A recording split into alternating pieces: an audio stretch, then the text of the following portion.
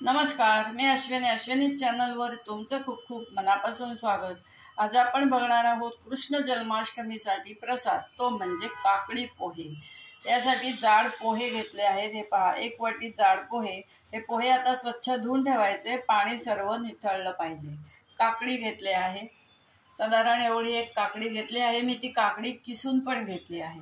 बाकी साहित्य काय लागतं ते पाहूया. दाण्याचं कूट आहे, उडीद डाळ, चणा डाळ, लाल तिखट, 1 चमचा साखर, 1 चमचा जिरा पावडर, मीठ अंदाजानुसार, ओलं खोबरं आणि कोथिंबीर घेतले आहे. ही पहा, मी इथे काकडी किसून घेतली आहे.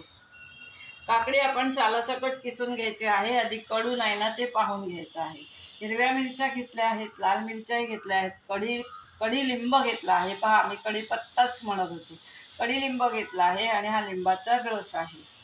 या किसणीने आपण काकडी किसून घेतली आहे. अशी जर मोठी किसणी असेल तर त्यांनी काकडी किसा. चला, आता आपण पोह्यामध्ये काकडी मिक्स करून घेऊया. आधी पोहे धुवून घेऊया, पाणी निथळून घेऊया आणि त्यामध्ये काकडी मिक्स करून घेऊया. काकडीचा किस.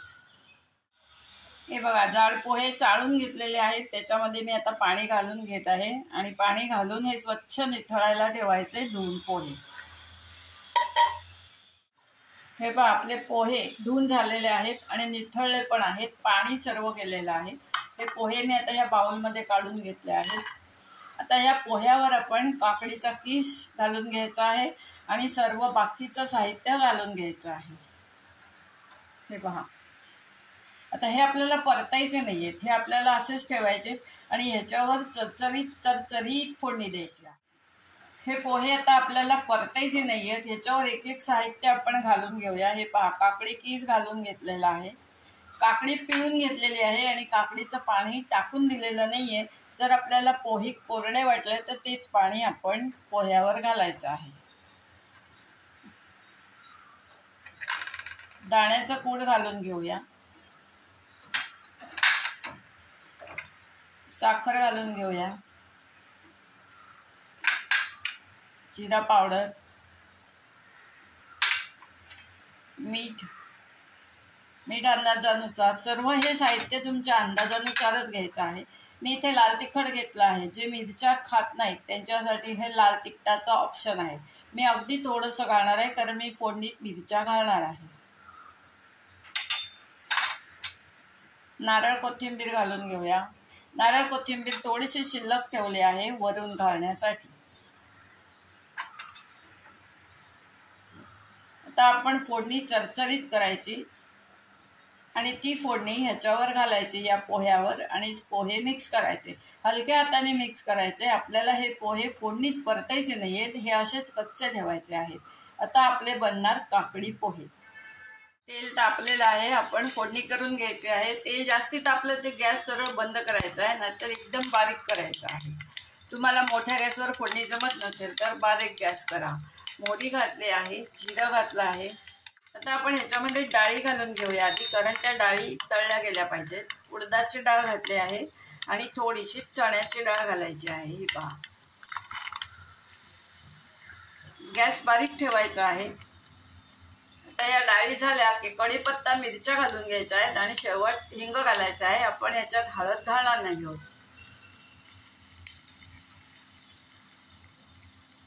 हे पहा, कढीपत्ता घालून घ्यायचा, कडीलिंब घालून घ्यायचा, लाल मिरच्या घालून घ्यायच्या आणि हिरव्या मिरच्या घालून घ्यायच्या. आता ही छानपैकी फोडणी आपण ढवळायची. जळली नाही पाहिजे एवढं एक ध्यान द्या, नाहीतर तुमच्या पोह्याला जळकडच वास येईल. डाळी थोड्या थोड्या घालायच्या आहेत. फोडणीला आपण जशा चटणीला फोडणी देताना घालतो त्याच प्रमाणात डाळी घालायच्या आहेत. जास्ती घालायच्या नाही आहेत कारण आपण पोहे परतणार नाही आहोत. आपण पोहे कच्चेच ठेवणार आहोत. आणि हे जर का तुम्हाला परतायचे असतील तर अशीच फोडणी मोठ्या एका कढईत करा, पोहे घाला, परतून घ्या आणि मग त्याच्यावर काकडी आणि सर्व साहित्य घालू शकता.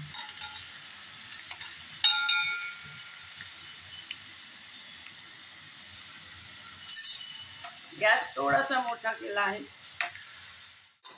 हे बघा, फोडणी आपली तयार झालेली आहे. आपल्याला हिंग घालायचं आहे अजून. ह्याच्यामध्ये आपण हिंग घातलेला नाहीये.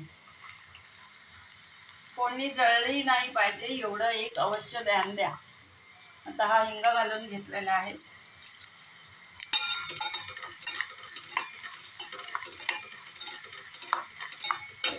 आता थोडासा गॅस मोठा करणार आणि ही फोडणी बंद करणार. ही पहा, आपली फोडणी तयार झाली आहे. आपण ही पोह्यावर घालून द्यायची आहे. आणि आता हे पोहे मिक्स करायचे.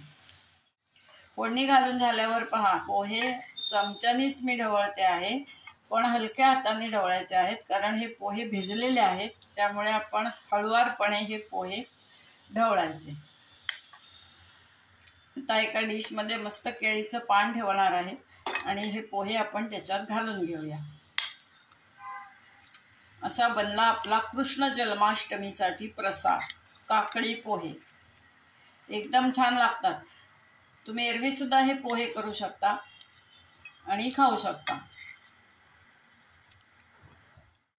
काकडीचं पाणी ठेवलंय असं मी तुम्हाला सांगितलं. हे पहा, काकडीचं पाणी ठेवलेलं आहे, पण याच्यावर आपल्याला लिंबाचा रस घालून घ्यायचा आहे. हा लिंबाचा रस आता घालून घेतला आहे आणि आता आपण ते सारखे करूया.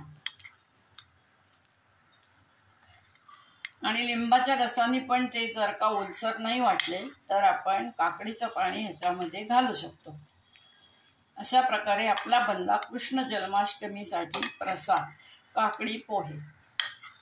एकदा तरी अवश्य करून पहा. एकदम चवीला छान लागतात. तेल नाही, जास्ती तूप नाही, जास्ती खटाटोप नाही, एकदम झकास होतात.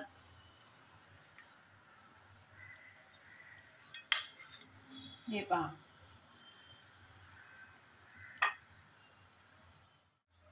या पद्धतीने बनवला आपण कृष्ण जन्माष्टमीसाठी प्रसाद, तो म्हणजे काकडी पोहे. अतिशय भन्नाट सुंदर चवीला झालेले आहेत. काकडीचं पाणी पहा, मी अजूनही ठेवलेलं आहे. जर खाताना पोहे एकदम कोरडे वाटले तर आपण ते पाणी त्याच्यामध्ये मिक्स करू शकतो. काकडी किस आपण पिळून घ्यायचा आहे. अगदी सर्व पाणी नाही काढलंय मी, थोडंसंच पाणी काढून घेतलं आहे. असा हा कृष्ण जन्माष्टमीसाठी बनवलेले काकडी पोहे हा प्रसाद जर का आवडला असेल तर नक्की मंडळी लाईक करा, शेअर करा. चॅनल माझं जर पहिल्यांदाच बघत असाल तर अवश्य सबस्क्राईब करा. धन्यवाद. आता आपली भेट एका छानशा पदार्थासोबत होणार आहे. तुम्हा सर्वांना कृष्ण जन्माष्टमीच्या हार्दिक हार्दिक शुभेच्छा.